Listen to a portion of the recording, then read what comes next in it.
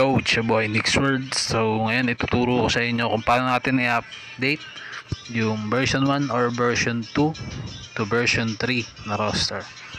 So eto no, sa uunahin natin yung virtual expose kasi madali siya. Madali lang disundan to guys no.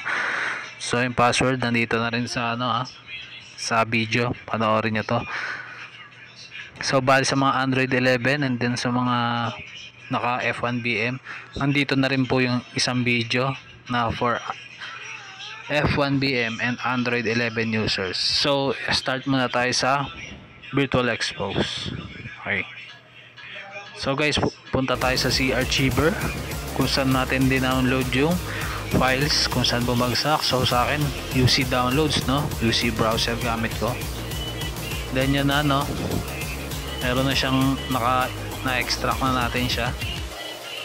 So tandaan nyo yung mga naka version 1 dyan no, sa virtual expose lagi nyo pong tatandaan na dapat meron tayo sa labas nito sa loob ng Z Archiver no. Ayan, virtual backup kasi dyan nyo po ilalagay yung files natin. And then pagka copy nyo lang po or cut nyo, pwede nyo rin pong so ayan, kakopy natin. Then after copy nyo po, punta tayo sa virtual backup folder. And then itong NBA 2K20 yung files, marami pong nagkakamali dyan no? Nagiging end 1, so kailangan may lagay nyo maayos. Then paste nyo lang po dyan. So ako meron na akong meron na akong files, so i-replace ko na lang ulit. So yan no guys, na na natin no, na paste na natin sa loob ng virtual backup folder. Then punta na tayo sa virtual expose. Ganun lang siya kasimple guys no, kaya kung susundin nyo na maigi makukuha nyo kagad siya no. And then punta na tayo sa virtual backup. Ayan. Then after that kung na-paste nyo na siya, restore nyo lang. Then after restore nyo, itong NBA 2K22 or 2K20, restore nyo lang guys no. Then click nyo lang. So N0 na siya, it means okay na po siya. Then punta na po tayo sa play sa game. So guys, makikita po natin no, okay na po siya. Wala pong wala pong nakalagay na continue without saving ganun. So punta tayo sa 2K na.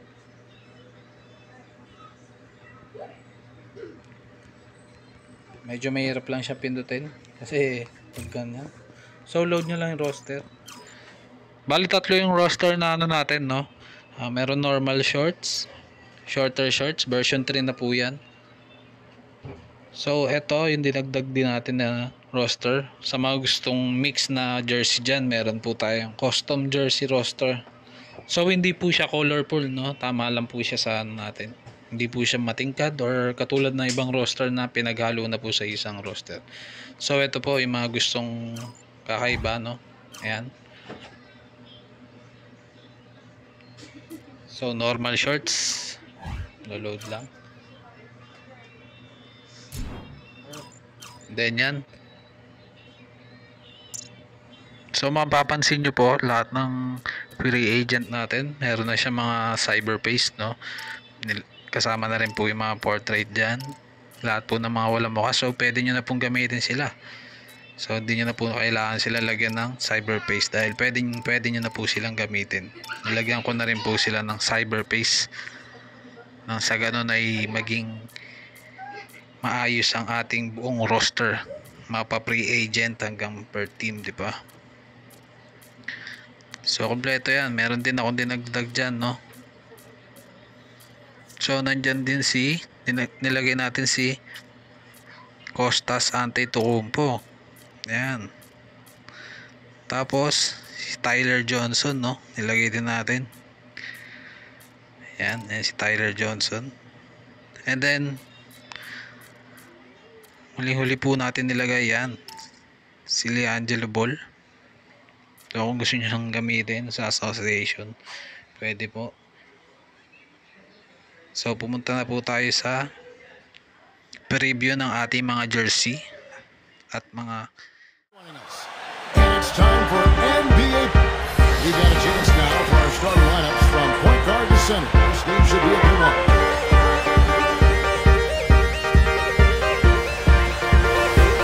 And now a quick check of our starting lineups for both teams.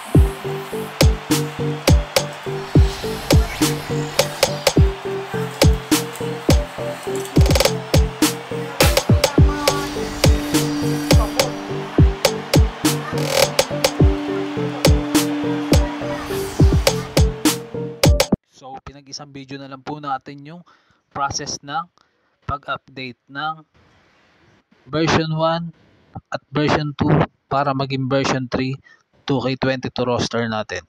So ito is for Android 11 and F1BM user. So ito guys, no, sundin natin maigi to kasi marami pong nagkakamali, maraming hindi masunod to, no. So ito papanoorin nyo lang para malaman nyo ng gusto. At yung password nandito na rin po. 2 beses ko po nilapag yung password. Yung una sa isang video. Pangalawa po is ngayon. So yung ginawa po natin tong video para pinag-isa na lang po. Yung isa is for Android 10 pababa po yun, no? Using Virtual Expose. So etong Android 11 users for F1BM. So umpisa na po tayo. Punta muna po tayo sa Z Archiver ng cellphone natin, no? Kung saan po bumagsak yung download natin. So eto na siya, naka-extract na. And then after nyo po, tandaan nyo po, no, take note guys, no. Iba po ang Z Archiver na nasa original OS natin kumpara sa Z Archiver na nasa loob ng F1BM. So ayun, maliwanag po, no. So checkin nyo muna pagka-download nyo, checkin nyo muna po sa original Z Archiver natin sa mismong OS ng ating cellphone. So ngayon, ipapakita ko na po sa inyo ang OS naman ng F1BM at ZArchiver po. Doon po tayo mag-uumpisa. So punta na po tayo sa F1BM. So guys, pwede naman po kayong dumirekta sa mismong F1BM sa ZArchiver para hindi na kayo malito. So, in-explain ko lang sa inyo, magkaiba yung ZArchiver na nasa original OS natin at ZArchiver ng F1BM, no? So, yung mga version 1 dyan, kailangan nyo po sundin. Ganun process lang din po. So, ayan na po, no? Dito na tayo. So, pupunta tayo sa ZArchiver ng ating F1BM. Ayan. So, eto siya, no? Ayan po siya. Ayan yung OS. Yan po yung folder ng F1BM. So, etong Phone SD is sa original OS natin. So, kukunin natin sa original OS, Phone SD card, no? Pindutin po natin. And then, ganyan lang po siya kasimple. Kukunin po natin yung dinownload natin kung nasan po siya sa ZArchiver sa mismong original OS natin. So, ito po. Kakopy po natin. Pwede po siyang copy or cut. So, copy nyo lang. Then, click. So, click nyo rin po ito. So, ito yung mismong original OS natin, no? Ayan po, ha. So, click. So, ito po yung virtual backup na folder na nasa ZArchiver natin, no? Sa ZArchiver ng F1BM. So, dyan po, i-click nyo po yung NBA 2K20 files. Then, paste nyo po siya. Ayan, meron na po akong file. So, i-restore na lang siya. So, okay na po, no? Na-transfer na po natin. So, guys, no? Ulitin ko sa inyo. Ito po yung sa ating F1BM na folder. Then, yung phone SD card is sa original OS natin na folder. Then, after nyan, so, dyan na po natin siya nailagay. I-restore nyo lang po siya. Ayan. I-restore nyo lang po. Kailangan po end 0. Hindi po end 1. Hanapin nyo po yung NBA 2K20 or 2K22. Ayan po. Restore nyo lang po. So, yan. End 1. So, punta na po tayo sa game.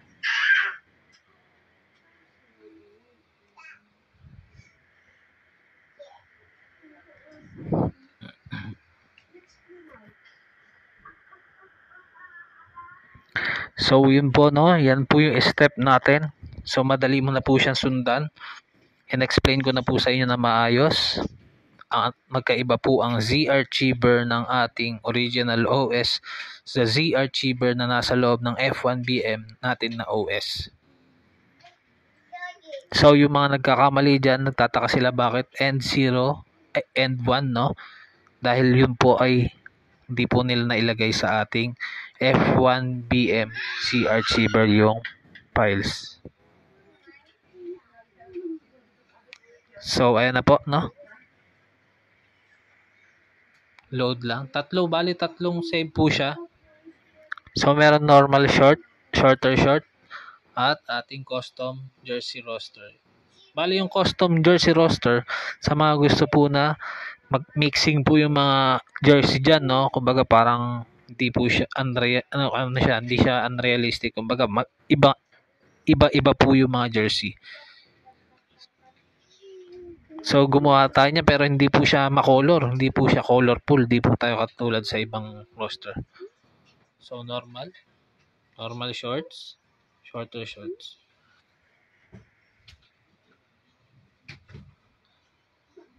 Ayan po. And then manage roster. So lahat, kung papansinin niyo po, no, lahat ng mga free agents nilagyan na po natin ng CF. So para mas maganda at para pwede niyo na po siyang gamitin. So pinaganda po talaga natin to para sa ganun ay maging mas maganda yung paglalaro natin at mas realistic. So mga tendencies, okay na ha. Okay na rin po ang ating mga lineup. So wala na po tayong hahanapin dyan, no? Okay na okay po siyang roster. So lahat, halos lahat meron na po yan. Nandyan po si Liangelo Ball. Ayan po, no? Gumawa po tayo dahil may mga nag-request Liangelo Ball. Ayan. Yan po siya, no? Pwede rin yung po siyang gamitin sa association. So guys, hanggang dito na lang po. Dumako po tayo sa mga ating gameplay. At